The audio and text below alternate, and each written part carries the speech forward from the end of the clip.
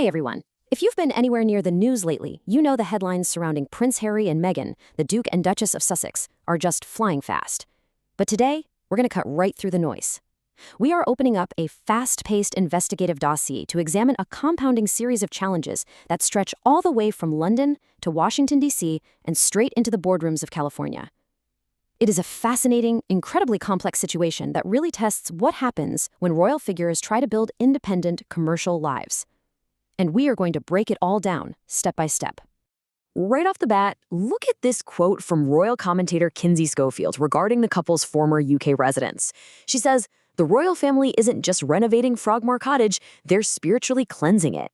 Wow. I mean, that perfectly sets the serious tone for what we're looking at today.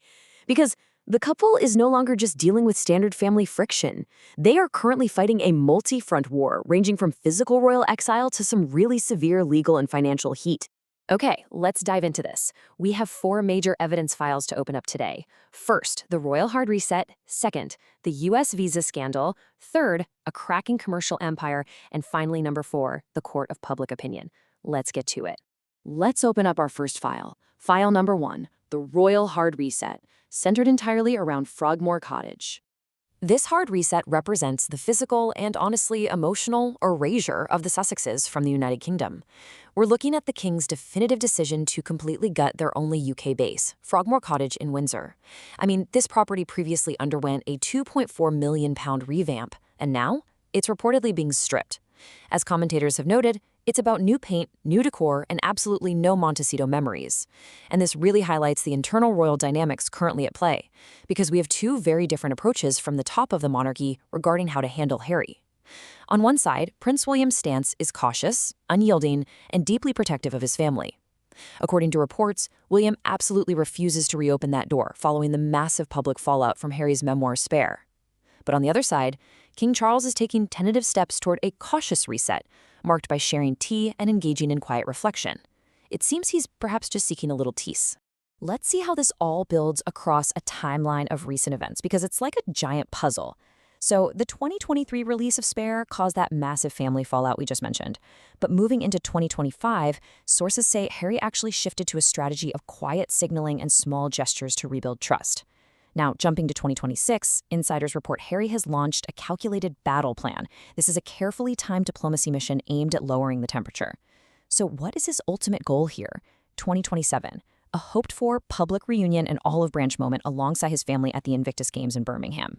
But while those royal doors were closing back in the UK, was the US government maybe taking a second look? That brings us to file number 2, the US visa scandal.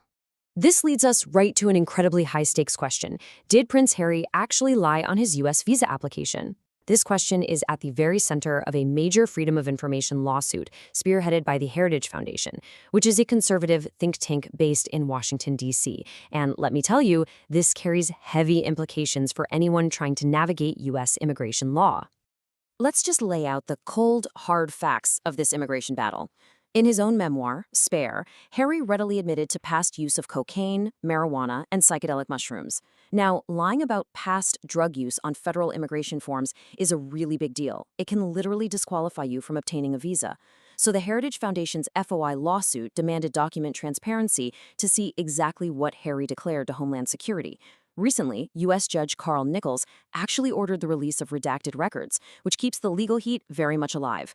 And adding to the political stakes, Donald Trump weighed in. He recently ruled out deporting Harry, stating, quote, "I'll leave him alone. But you have to remember, he's previously noted that if Harry did lie, appropriate action would need to be taken." So we have the legal drama, but what about the financial reality? Let's pivot to file number 3, a cracking commercial empire. Now, what's really interesting about this slide is, we are literally looking at the receipts, because while they fight battles in the press and the courts, the Sussexes' private sector ventures are currently facing severe roadblocks of their own. What you're looking at is the 2024 Form 990 for the Archewell Foundation. That's their impact-driven nonprofit organization. By law, these tax filings are open to public inspection, and they tell a very, very compelling story about the couple's current financial momentum and the broader reality of trying to commercialize a royal title. The crucial takeaway here is this reported revenue of just over $2.9 million. Why does this matter? Well, to put that into perspective, the foundation's revenue has absolutely plummeted from over $11 million in previous years all the way down to under $3 million. Meanwhile, their expenses and overhead have remained high. This creates a massive financial squeeze for their philanthropic ambitions, and it's requiring some major shifts in their overall strategy. And honestly, their for-profit ventures aren't faring much better. In her attempt to rebrand her lifestyle company from American Riviera Orchard to As Ever, Meghan has hit a sheer bizarre volume of legal roadblocks. Just look at this list. You have As Ever, a Chinese clothing manufacturer holding grand trademarks. As Ever, a vintage New York fashion brand. As Ever Photography, a business out in Arizona. And incredibly, you can't make this up, the Spanish municipality of Pereiras publicly complained because Meghan's brand seal features a palm tree flanked by birds, which closely mimics their town coat of arms. They were literally down to debating whether the birds are swallows or hummingbirds. It is an absolute trademark gridlock. Furthermore, the media arm of their empire is really struggling to find an audience. Let's look at the critical reception of Meghan's 2025 audio show, Confessions of a Female Founder, which was produced in partnership with Lemonada Media. Despite high expectations, it completely dropped out of the Spotify Top 100 by just episode 3. And the critical panning? It was swift. The Telegraph called it an inane stream of mindless aphorisms. The Guardian deemed it a sycophantic interview podcast. And yeah, it has now been confirmed there will be absolutely no second series. When you zoom out and look at the nonprofit revenue dropping, the trademark issues, and the media reception, it shows a severe compounding pattern of business struggles across their entire portfolio. Which brings us to our fourth and final file, the court of public opinion. We absolutely have to examine how the public is reacting to this whole avalanche of controversy, family tension, and business hurdles.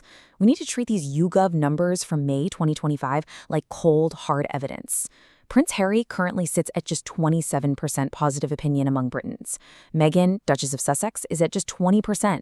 That is literally Meghan's lowest popularity point to date since YouGov started tracking her back in 2017. The data shows massive unfavorability, particularly among older Britons, where negative views of the couple actually soar into the 80th percentile. The public disconnect here is profound, and rebuilding that level of trust is going to be a monumental task. So, what does this all mean? Well, it leaves us with this final, incredibly provocative thought.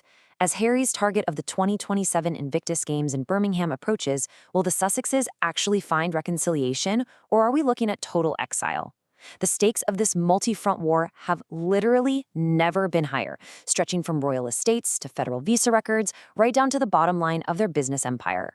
It is a fascinating, constantly unfolding story, and I really hope opening up this explainer helped you grasp exactly what is at play behind all the headlines. Keep following the data, and I'll see you next time.